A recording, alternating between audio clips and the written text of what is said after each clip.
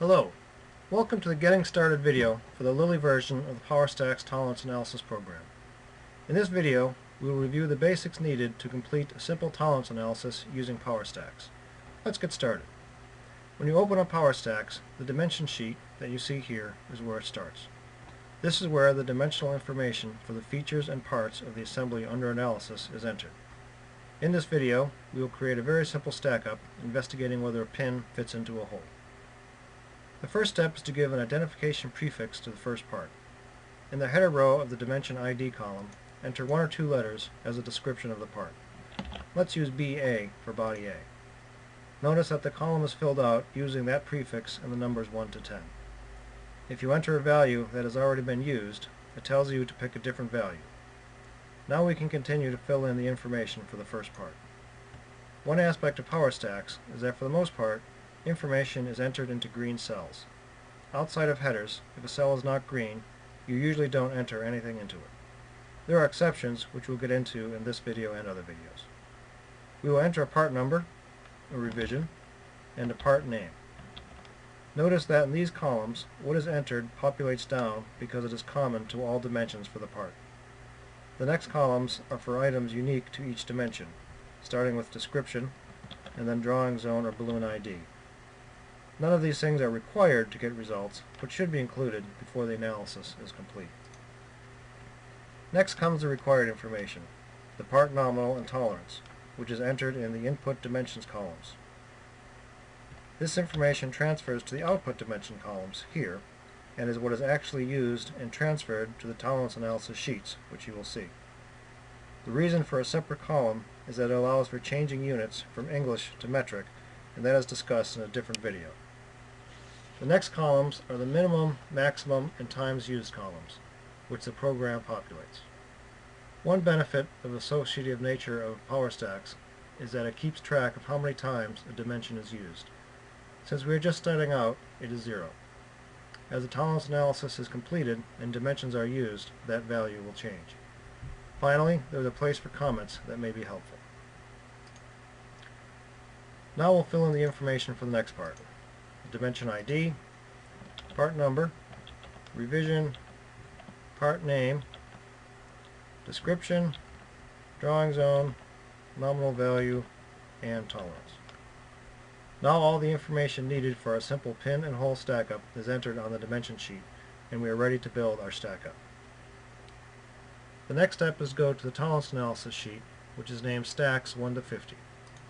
At the top of the page is a header where project and assembly information is entered. For this demo, we can use demo and some arbitrary values for the assembly information. Okay, let's continue with our simple stack-up. First, in the top row, enter what is being evaluated. In other words, what do you want to know? For this example, it is, will the pin fit into the hole? Next, click in the top green cell of the dim ID column. A pop-up window tells you what to do, which is enter the dimension ID for the dimension required for the stack-up. In this case, it is first BA1 and then C1. The next several columns are automatically populated from the dimension sheet. Also notice that in this column, direction and impact, the cell goes from white to green to remind you that something needs to be entered.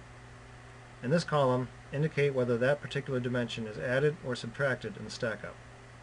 With the pin and hole stack-up, the pin is going to be negative and the hole will be positive. That completes the basic creation of the stack-up, and the results can be reviewed in this area here. An important point to discuss is how the variability is created.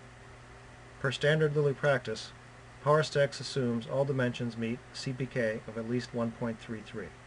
This is shown here at the top of the page in the dashboard area. The variability, displayed here, is calculated using the root sum of the square method and multiplying it by 1.5. Multiplying by 1.5 assures that when the limits are not exceeded, there are at least 12 standard deviations from lower limit to upper limit. This gives plus or minus 6, which can also be seen in the dashboard area. The sigma value can be changed here, while the CPK value must be changed on the dimension sheet. While basic results of the stack-up are now visible, additional steps are required to complete it. First, in this area, enter what is required, or in other words, what is the result of the stack up that is required for the product. In this sample case, it is simply clearance. Next, enter the lower and upper limits. If the minimum or maximum calculated results are outside of the entered limits, the value turns red, and this cell indicates something is out of spec. Let's change the values a few times so you can see how it reacts. Once the limits are entered, the rejects per lot and CPK results are calculated and displayed here. The rejects are based on the lot size entered here. The default lot size for the entire analysis is entered in the dashboard, but it can be changed for each individual stack-up. Finally, let's take a look at the summary sheet. Notice that the information from the tolerance analysis page automatically populates on this sheet. For stack 1, we see the description, nominal, and CPK. The CPK is red if it is below the minimum value entered over here.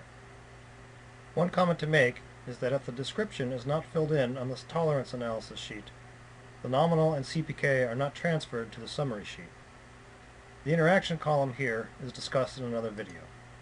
Finally, the stack number on the left side here is a link back to the stack up on the tolerance analysis sheet, allowing you to quickly find the stack up of interest.